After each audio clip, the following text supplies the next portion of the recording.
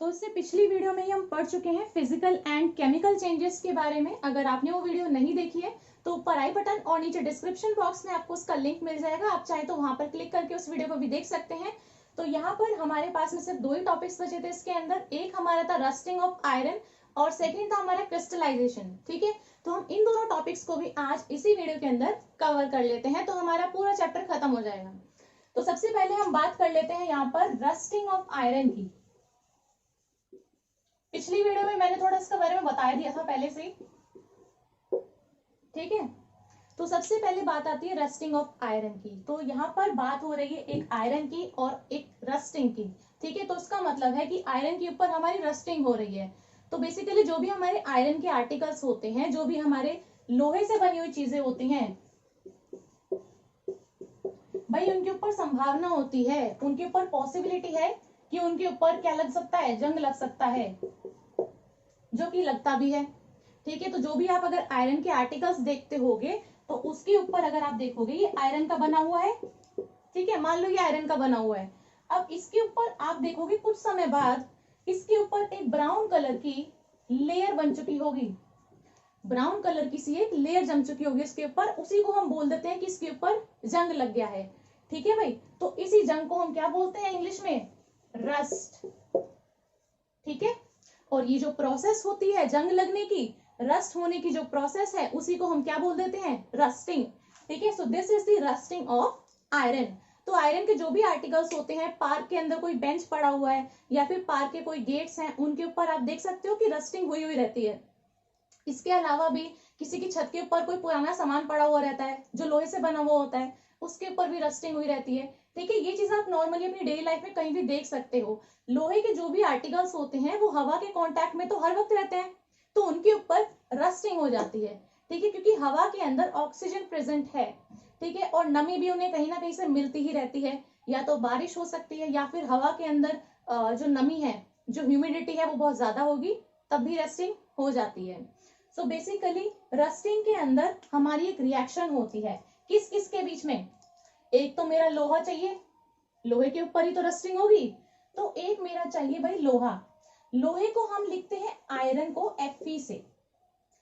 तो हम आयरन नहीं लिखते हैं बार बार, IRON, इनके हमने सिंबल्स दिए हुए हैं। तो जहां पर भी हम Fe लिखेंगे उसका मतलब वहां पर आयरन की बात हो रही है।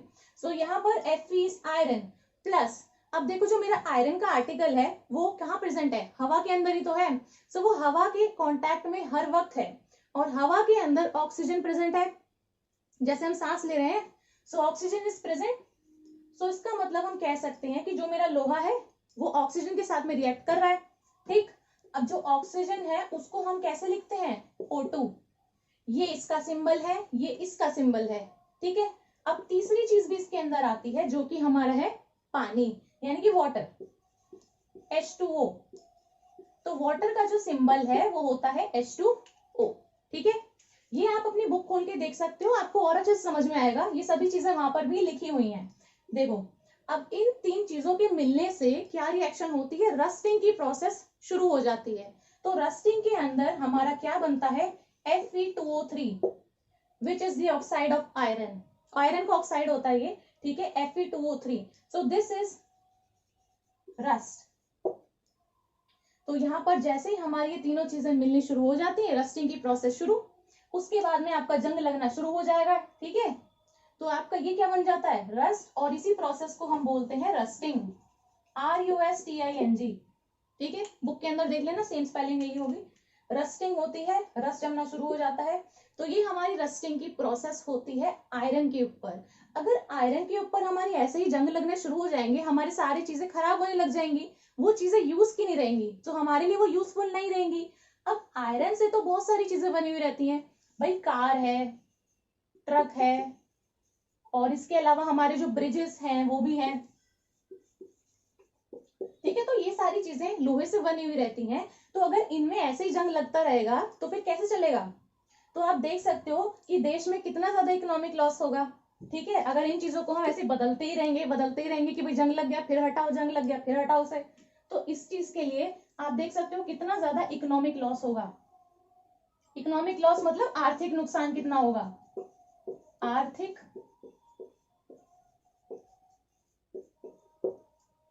समझ में ना आ रहा हो तो आर्थिक नुकसान लिखा है मैंने, ठीक है।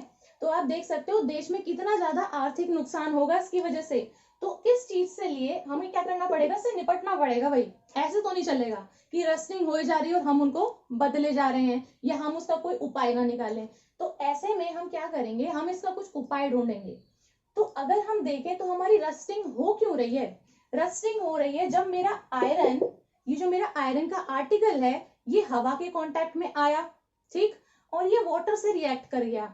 वाटर यहाँ पर जरूरी नहीं है कि कोई पानी फेंक रहा हो उसके ऊपर, हो सकता है हवा में से वो नमी ले रहा हो। उस आर्टिकल के ऊपर कहाँ से आ रही है भाई, ये वाटर हो सकता है कि वाटर वेपर हो, ठीक है। सो वाटर वेपर हवा में भी मौजूद होते हैं, ठीक। सो ये ऐसा नहीं है कि ये पानी की फॉर्म में ही होगा, ठीक है, ये एयर से भी हो सकता है, ठीक है। तो देखो जब मेरी रस्टिंग हुई तो वो किस वजह से हुई, जब मेरा आयरन का आर्टिकल हवा के कांटेक्ट में आया या फिर वो किसी तरीके से वाटर के कांटेक्ट में आया तब। तो अगर हम उन दोनों के बीच में रिएक्शन से रोक दें तो हमारी रिएक्शन नहीं होगी, ठीक है। अगर हमें इन्हें कांटेक्ट में ही ना आने दें तो हमारी रिएक्शन नहीं होगी। So rusting will not take place, rusting होगी ही नहीं। तो ऐसा हम कब कर सकते हैं, ऐसा हम तब कर सकते हैं जब आयरन के ऊपर हम एक ऐसी लेयर लगा दें कि वो हवा से कांटेक्ट में ही ना आ पाए, है ना भाई। तो पहली चीज तो क्या हो गई कि हम इसको पेंट कर दें, पेंट मार दो, ठीक है। लेकिन पेंट से भी क्या होगा, अगर कुछ टाइम बाद देखो अगर उसमें क्रैक आ गया, ठीक है, कोई भी चीज बना ली तो उसमें अगर क्रैक आ गया तो फिर भी वहां से क्या है कि वो फिर से आयरन के साथ में रिएक्ट कर जाएगा या फिर किसी भी तरीके से हो सकता है। तो मतलब कुछ टाइम बाद जो है ना वो आयरन फिर से वैसा ही हो जाएगा। तो दूसरी चीज हम यहाँ पर क्या कर सकते हैं, आयरन के ऊपर किसी और मेटल की क्या करो, लेयर जमा दो। तो यहाँ पर किस तरीके से हो सकता है, आपने जो बुक के अंदर पढ़ा होगा वो होगा भाई जिंक से कर दो, ठीक है। तो आयरन के ऊपर हम जिंक की कोटिंग कर देते हैं जिसको हम गैल्वेनाइजेशन बोलते हैं। So this process is called galvanization. This is to protect rusting on iron. Iron को रस्टिंग होने से प्रिवेंट करने के लिए हम गैल्वेनाइजेशन को करते हैं, जिसमें हम क्या करते हैं भाई जिंक की कोटिंग कर देते हैं आयरन के ऊपर। तो आयरन उसके साथ में रिएक्ट नहीं कर पाता, ठीक है। जब वो दोनों रिएक्ट ही नहीं करेंगे तो रस्टिंग होगी कैसे, नहीं होगी।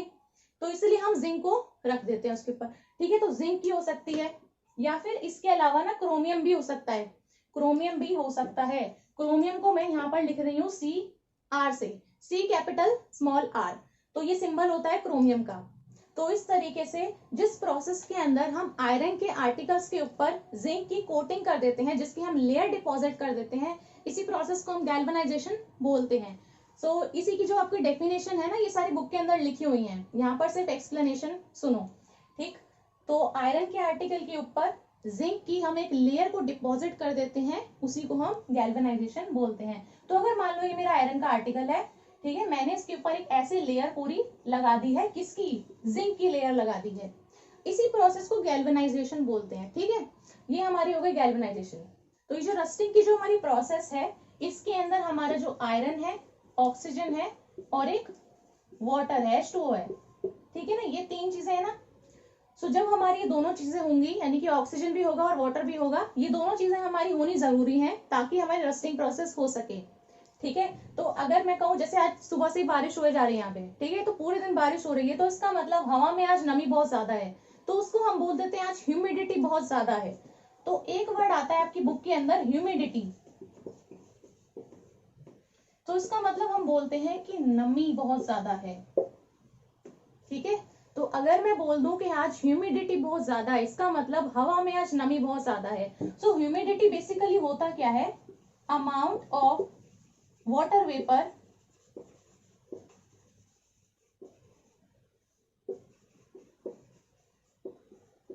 सो बेसिकली ह्यूमिडिटी होता है आपका कितना अमाउंट वाटर वेपर का एयर के अंदर प्रेजेंट है, ठीक है। तो जितना ज्यादा आपका वाटर वेपर प्रेजेंट होगा इसका मतलब उतना ज्यादा आपका ये है H2O, ठीक है ना।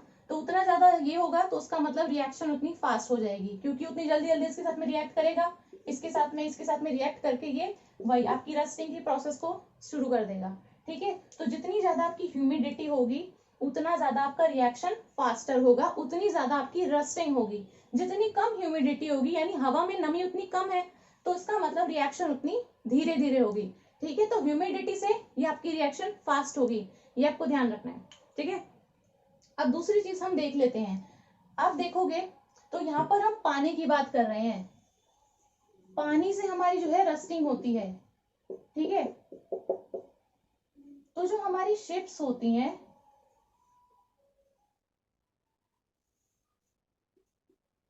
तो ये मान लो हमारी ये शिप है, ठीक है, इस तरीके से मान लो ये हमारी शिप हो गई। तो शिप का अगर आप एक हिस्सा यहाँ पर देखोगे तो ये इतना हिस्सा आप देखोगे तो ये पानी के अंदर ही रहता है हमेशा, तभी तो वो उसके ऊपर तैरती हुई जा रही है। तो कुछ हिस्सा जो शिप का होता है वो तो पानी के अंदर ही रहता है, तो उसके ऊपर रस्टिंग नहीं होगी। जब शिप हमारी लोहे से बनी हुई है तो इसके ऊपर भी हमारी रस्टिंग होगी, वो तो भैया हर वक्त पानी के कांटेक्ट में ही है, ठीक है। तो लोहा पानी के अंदर ही है तो उसके ऊपर तो और जल्दी होनी चाहिए रस्टिंग। तो ये जो हमारी आयरन की बनी हुई रहती हैं इनके ऊपर भी रस्टिंग होती है। सो इस चीज के लिए अगर शिप देखो कितनी बड़ी होती है, ठीक है, और अगर आप उसका इतना बड़ा हिस्सा जो कि बार बार जंग खाता रहेगा उसको आप ऐसे ही बदलते रहोगे तो कितना ज्यादा आर्थिक नुकसान होगा। तो ऐसी चीज से निपटने के लिए हम क्या कर सकते हैं कि उसको पूरी तरीके से आयरन का ना बना के क्या करो, इसकी जगह पे हम यूज कर लेते हैं, आप पढ़ोगे स्टेनलेस स्टील का हम इसमें यूज कर सकते हैं, क्योंकि इसके अंदर भी अगर आप पेंट कर दोगे ना तो कुछ टाइम बाद वो फिर से वैसी कंडीशन दे देगा, तो फिर से आपकी वही सिचुएशन होगी। सो पेंट करना उसका सोल्यूशन नहीं है, तो इसके लिए हम यूज कर सकते हैं स्टेनलेस स्टील। स्टेनलेस स्टील जो होता है ना वो कभी जंग नहीं खाता, तो स्टेनलेस स्टील जंग नहीं खाएगा जैसे कि आयरन खा जाएगा, ठीक है। तो स्टेनलेस स्टील के ऊपर जंग नहीं लगेगा तो आपकी जो शिप है वो चलती रहेगी मक्खन बिल्कुल, ठीक है। देखो स्टेनलेस स्टील कैसे बना हुआ होता है, यहाँ पर कंप्लीट आयरन ना लेके पूरी तरीके से लोहे का ना बनाकर हम क्या लेंगे, आयरन, चलो मैं ठीक है ऐसे लिख देती हूँ, आयरन होगा उसके अंदर, आयरन होगा किसके साथ में, कार्बन के साथ में होगा। So iron with carbon, carbon मतलब सी, ठीक है, सी से डिनोट करते हैं कार्बन को। अब इसके साथ में होता है निकल और क्रोमियम, निकल एंड Cr, निकल को मैंने यहाँ पे लिखा है Ni, क्रोमियम को लिखा है Cr, ठीक है। आपकी बुक के अंदर पूरा लिखा हुआ होगा, आप ऐसे ही पढ़ सकते हो, यहाँ पर मैंने शॉर्ट में लिखा है क्योंकि मेरे को उसमें लिखने में टाइम वेस्ट नहीं करना है। अभी देखो जो हमारा स्टेनलेस स्टील बना होता है वो बना होता है एक तो आयरन जो कि मेरा कार्बन के साथ में होता है और निकल और क्रोमियम के साथ में मिलके पूरा मिक्स करके तब ये बना होगा हमारा स्टेनलेस स्टील। तो स्टेनलेस स्टील आपने सुना तो होगा ये, ठीक है, स्टेनलेस स्टील से हमारी बनी हुई होगी तो उसके ऊपर इतनी जल्दी जंग नहीं लगेगा, ठीक है। सो इस तरीके से हम शिप्स को भी प्रिवेंट कर सकते हैं रस्टिंग की प्रोसेस से। तो ये था हमारा रस्टिंग ऑफ आयरन के बारे में। अब हम पढ़ते हैं क्रिस्टलाइजेशन। तो अब बात करते हैं क्रिस्टलाइजेशन की।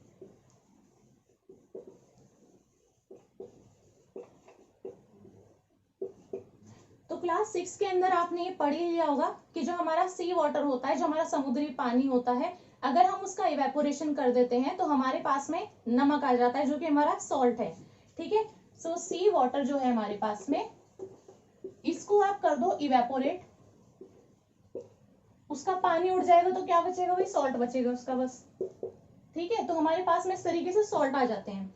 लेकिन ये जो सॉल्ट हमें मिलता है ना ये प्योर फॉर्म में नहीं होता है, ये प्योर नहीं है सॉल्ट, ठीक है। और इसकी जो हमारी क्रिस्टल्स की जो शेप होती है, जो क्रिस्टल्स की जो शेप होती है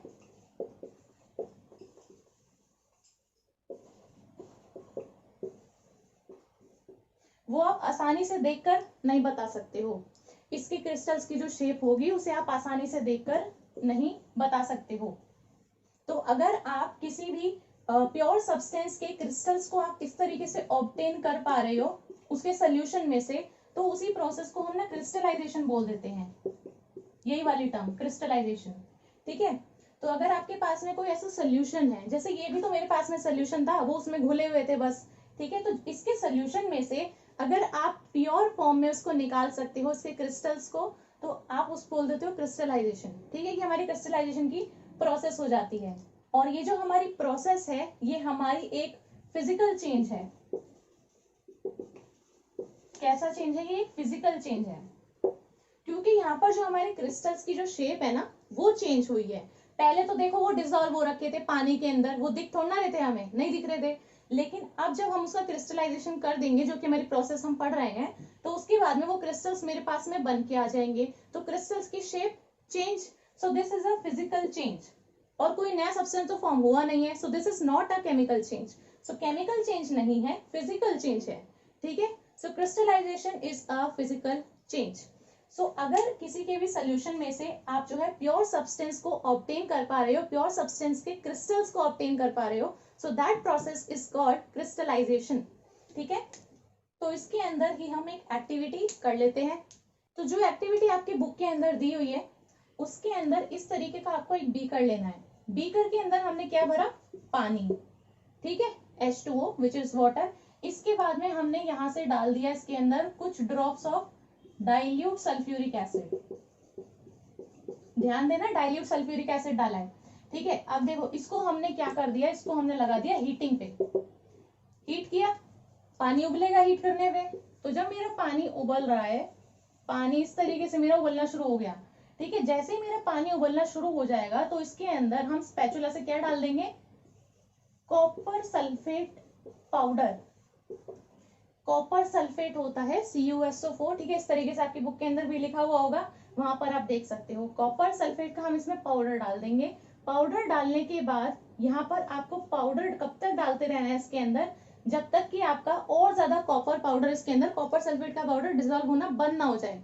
ठीक है, जैसे ही वो और ज्यादा डिजोल्व बंद हो जाएगा होना, तो उसके बाद में आपको नहीं डालना है। सिर्फ तभी तक डालना है जब तक कि वो डिजोल्व होना बंद नहीं हो जाता, तब तक डालते रहना है आपको। तो इसके अंदर जो है कॉपर सल्फेट का जो पाउडर है उसको आप डालते रहोगे और कॉन्टिन्यूसली उसको स्टिर भी करते रहना है, हिलाते रहना उसको पूरा।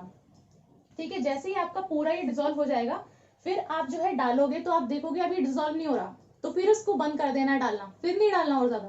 तो जैसे ही आपका ये पूरे तरीके से डिजोल्व हो जाएगा, ठीक है, तो पूरा आपका सोल्यूशन बन गया। अब उसके बाद में क्या करो, उसके बाद में कर दो उसको फिल्टर, ऐसे फनल लगा के नीचे इसको ऐसे रख के, ठीक है, इस तरीके से इसमें से डालोगे तो यहाँ से ये फिल्टर होके आपके पास में नीचे आ जाएगा बीकर के अंदर। बीकर के अंदर आएगा और फिर इसको एज इट इज छोड़ देना है। ठीक है, इसको बिल्कुल भी डिस्टर्ब नहीं करना है। जब ये ठंडा हो रहा है तो इसको अलाउ करना है बिल्कुल कूल होने के लिए। ठीक है, तो उसको ठंडा होने देंगे, उसके बाद में इसको छेड़ना नहीं है बिल्कुल भी। अगर छेड़ोगे तो आपके क्रिस्टल्स नहीं आएंगे, और अगर क्रिस्टल्स थोड़ी देर बाद अगर आप देखोगे तो क्रिस्टल्स आ चुके होंगे। अगर नहीं आते हैं तो आपको थोड़ा और वेट करना पड़ेगा। तो उस एक्टिविटी के अंदर इतना ही दिया हुआ है। ठीक है, सो ये आपकी एक्टिविटी है इस तरीके से क्रिस्टलाइजेशन के अंदर। तो बेसिकली हुआ क्या, आपने यहाँ से कॉपर पाउडर इसके अंदर डाला। ठीक है, सो कॉपर पाउडर जब आपने इसके अंदर डाला तो आपका एक सोल्यूशन बन गया। वो सोल्यूशन आपको कब बना, जब आपका वो सोल्यूशन हीटिंग पे था। ठीक है, तो हीट करने पे आपका एक सोल्यूशन बन गया, तो वो आपका गर्म करने पे बना। तो अगर आप उसको फिर से ठंडा कर दोगे तो वापस से आपके कॉपर सल्फेट के जो है क्रिस्टल्स बनने शुरू हो जाएंगे। ठीक है, तो ठंडा होने पे इसीलिए आपके वो क्रिस्टल्स बन रहे हैं। तो यहाँ पर जब ठंडा हो जाएगा तो आप देखोगे कि आपके पास में ऐसे ऐसे क्रिस्टल बन गए हैं। बस यही था इस एक्टिविटी के अंदर। तो ये हमारा था क्रिस्टलाइजेशन प्रोसेस। अब इसके बाद में हम प्लस पॉइंट में कुछ और भी पढ़ लेते हैं। अगर आपने सुना होगा आयरन पिलर के बारे में, तो कुतुब मीनार देखा है, कुतुब मीनार से बिल्कुल थोड़ा ही आगे वहां पर आयरन पिलर बना हुआ है जो कि दिल्ली में है। ठीक है, तो लोहे का एक पिलर है जो कि काफी ऊंचा है, लगभग 7 मीटर के आसपास उसकी ऊंचाई होगी, और 6-6.5 टन का है वो, तो यानी कि 6000 किलो के आसपास उसका वजन है। ठीक है, वो भी आयरन का बना हुआ है। तो उसके बारे में आपने सुना होगा कि उसके ऊपर अभी तक जंग नहीं लगा है। तो वो कब का बना हुआ है, 1600 साल पहले का वो बना हुआ है। ठीक है, सो 1600 ईयर्स अगो का वो बना हुआ है, इतने पहले का वो बना हुआ है, लेकिन आज तक उस पर जंग नहीं लगा है। सो बेसिकली ये जो हमारा आयरन का पिलर है, इसके ऊपर आप देखोगे तो आयरन का जो ये पिलर है ना, इस तरीके से इसके ऊपर ब्रह्म लिपि में जो लिखा गया है, अगर उसका अनुवाद करते हैं तो उस अनुवाद में कुछ इस तरीके से लिखा हुआ है कि ये जो पिलर बनवाया गया था ये हमारा गुप्त काल में बनवाया गया था। सो यानी जब हमारा गुप्तास का पीरियड था। सो गुप्तास के पीरियड में ये क्यों बनवाया गया था, किसी राजा के लिए बनवाया गया था। सो बेसिकली ऐसा मान लेते हैं कि ये चंद्रगुप्त सेकंड के लिए बनवाया गया था, चंद्रगुप्त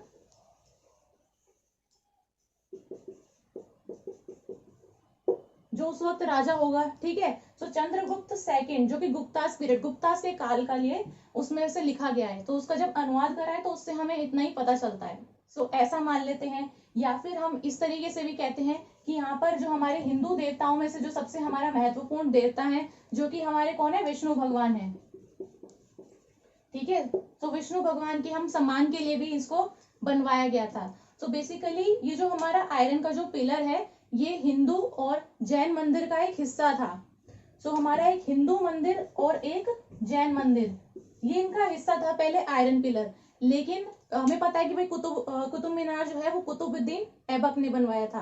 तो जब ये हमारा आयरन पिलर जो था ये हमारा हिंदू और जैन मंदिर का हिस्सा था, तो कुतुबुद्दीन ऐबक ने इस आयरन पिलर के जो हमारा मंदिर बना हुआ था उसको वहां से पूरा नष्ट करके हटवा के अपना कुतुब मीनार वहां पर बनाया था। सो बेसिकली ऐसा बोल देते हैं कि ये जो आयरन का पिलर अब दिल्ली में है ये पहले दिल्ली में नहीं था, बनाया ही कहीं और था। सो बेसिकली ऐसा बोलते हैं कि जो मध्य प्रदेश है वहां पर ये एज अ सनडायल था। ठीक है, तो मध्य प्रदेश में ये एज अ सनडायल था, लेकिन इसको दिल्ली में कौन लाया, कैसे लाया गया, क्यों लाया गया, तो बेसिकली ऐसे बोलते हैं कि 1600 ईयर्स अगो तो उसको बनाया गया था और उसमें 1000 साल पहले इसको जो है वहां से यहाँ ट्रांसफर किया गया है ना, मतलब लाया गया है। तो ये नहीं पता है कि किसने किया है, क्यों किया है, ये सब चीजें तो कुछ नहीं पता है, मुझे भी नहीं पता है। ठीक है, तो ये हमारा आयरन, ठीक है इस चीज को तो छोड़ो, ये हमारा आयरन पिलर के बारे में था। सो आयरन पिलर के ऊपर अभी तक भी जंग नहीं लगा है। ठीक है, तो पता नहीं उसको किस तरीके से, इस तरीके से बनाया गया है, उसके ऊपर बहुत सारे साइंटिस्ट और ये सब जो है रिसर्च करते हैं कि उसको किस तरीके से 1600 सोच सकते हो कितने साल पहले उन्होंने ऐसा बनाया कि उसमें आज तक भी जंग नहीं लगा है। ठीक है, तो हमने पढ़ लिया है इस वीडियो के अंदर एक रस्टिंग ऑफ आयरन के बारे में और दूसरी चीज थी हमारी क्रिस्टलाइजेशन के बारे में। तो यहाँ पर हमारा ये जो चैप्टर है ये खत्म हो जाता है। सो ये थी हमारी आज की वीडियो। मुझे उम्मीद है आपको ये वीडियो बहुत हेल्पफुल लगी होगी। अगर ये वीडियो अच्छी लगी हो तो वीडियो को लाइक कर दें, अपने फ्रेंड्स के साथ में जरूर शेयर करें और मेरे चैनल को सब्सक्राइब करना ना भूलें। Thank you.